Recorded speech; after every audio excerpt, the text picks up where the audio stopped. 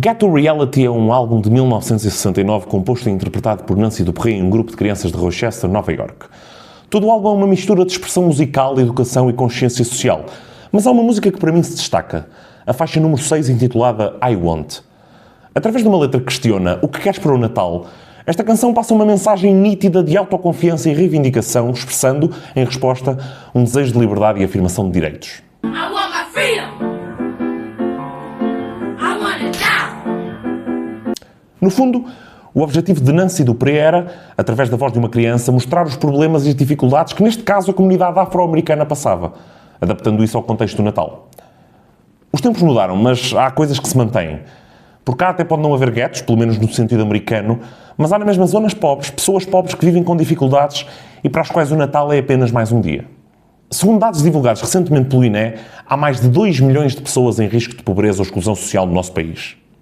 Isto significa que 18% da população vive apenas com o suficiente para sobreviver. A crise económica, o aumento do custo de vida, a inflação e a precariedade laboral agravam este risco, o que reforça a vulnerabilidade destas pessoas.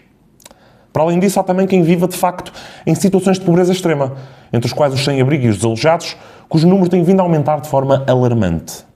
Se em 2009 havia 2.183 pessoas nesta condição, os dados mais recentes de 2023 apontam para 13.128. Existem vários programas e iniciativas estatais de combate a esta realidade, como a Estratégia Nacional para a Integração de Pessoas em Situação de Sem-Abrigo, aprovada em 2024, e cujo foco principal é não apenas alojamento temporário, mas a inclusão social.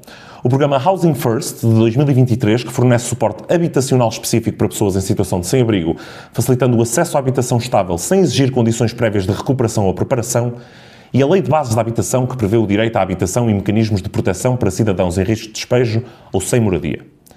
No entanto, apesar dos esforços e da boa vontade, todos estes programas são altamente falíveis, muito por causa do sistema altamente burocratizado que está por trás deles, mas também porque o foco está apenas em remediar e não em prevenir. Ninguém nega que seja crucial retirar as pessoas que vivem da rua de lá, mas garantir que mais ninguém fica nessa condição acaba por ser tão ou mais importante que isso. Os problemas vêm da base. A crise na habitação, a falta de rendas acessíveis, porque não, Sr. Primeiro-Ministro, nem no Luxemburgo 2.300 euros são uma renda moderada, a precariedade laboral, mas acima de tudo, as dependências e os problemas de saúde mental. Os dados não mentem. Entre 40% e 60% das pessoas em condição de sem-abrigo têm doenças mentais significativas. Porquê? Porque há uma falta de acompanhamento psiquiátrico, consultas insuficientes, medicação descontinuada e, quer queiramos, quer não, isto leva a uma marginalização dessas pessoas, que não veem outra alternativa senão deambular por aí e tomar a rua como cama. A verdade é que muitas vezes o apoio a estas pessoas vem de organizações não governamentais, como a Banco Alimentar contra a Fome ou a Cruz Vermelha, cuja ação juntos dos municípios, por exemplo, contribui para a criação de alojamentos temporários, centros de acolhimento e respostas sociais de emergência, mas tudo alicerçado na dedicação e no apoio de pessoas anónimas com almas caridosas e vontade de ajudar o próximo. Não foi por acaso que escolhi a música I Want para introduzir este tema que agora trago a debate, nem o próprio tema em si, mas por causa da época do ano em que estamos. O Natal, sendo o festival do dispêndio em que se transformou, é também o período em que as pessoas tendem a fazer uma reflexão e a dedicar-se, mais do que em qualquer outra altura, ao altruísmo, à filantropia e à bela da solidariedade. Muitos dirão que é um ato de hipocrisia, uma vez que no resto do ano se descura este benevolente gene. Outros dirão que representa uma vitória do capitalismo, que é o principal responsável pelas situações de carência e pauperismo em que se encontrou sem-abrigo, mas que ainda assim sai a rir, uma vez que quem tenta colmatar essas lacunas são os restantes cidadãos que também por si vivem subjugados. Mas o certo é que na prática estes atos, por menores que possam parecer, representam um mundo inteiro para estas pessoas que nada têm. A parte triste é que no dia 26 tudo volta à normalidade de desumanizar aqueles a quem ontem se deitou a mão.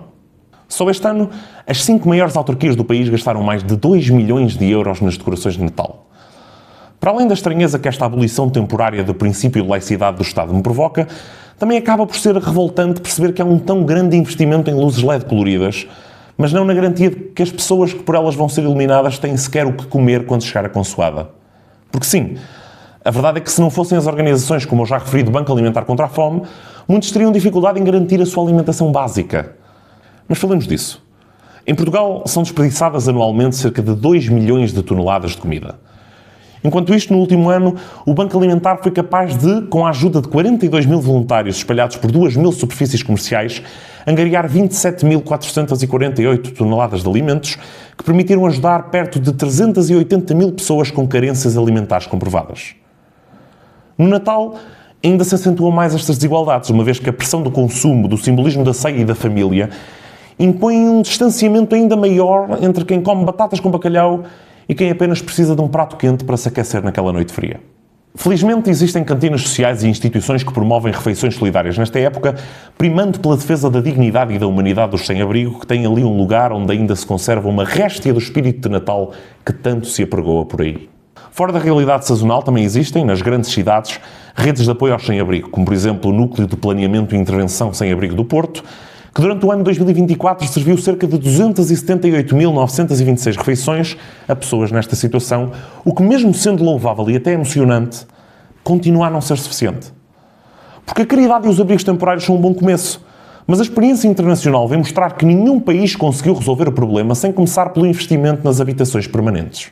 Existem 723 mil casas vagas em Portugal, das quais só 485 mil estão em condições de ser habitadas.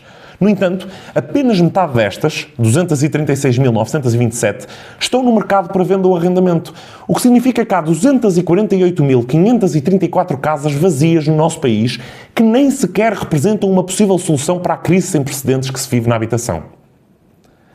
Aliado a isto, é bom que se comece a investir num apoio psiquiátrico de qualidade, em centros de reabilitação e reinserção, no controle das rendas e na defesa do trabalho seguro e com dignidade. Porque sim, Sr. Primeiro-Ministro, o pacote laboral está feito apenas e só para responder às vontades dos patrões.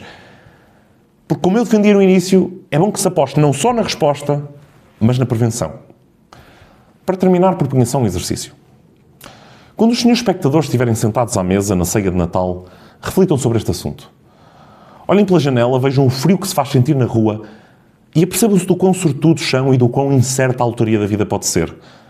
Porque ninguém está livre de, no próximo Natal, estar na posição daqueles que hoje adormecem alumiados pela lua e pelos piscas vermelhos e dourados das árvores da avenida, enquanto escutam nos altifalantes públicos a melancólica melodia de um Silent Night. E assim, pode ser que a nossa empatia não seja descartada no dia seguinte, juntamente com o papel de embrulho e as crenças no Sr. Noel. Feliz Natal.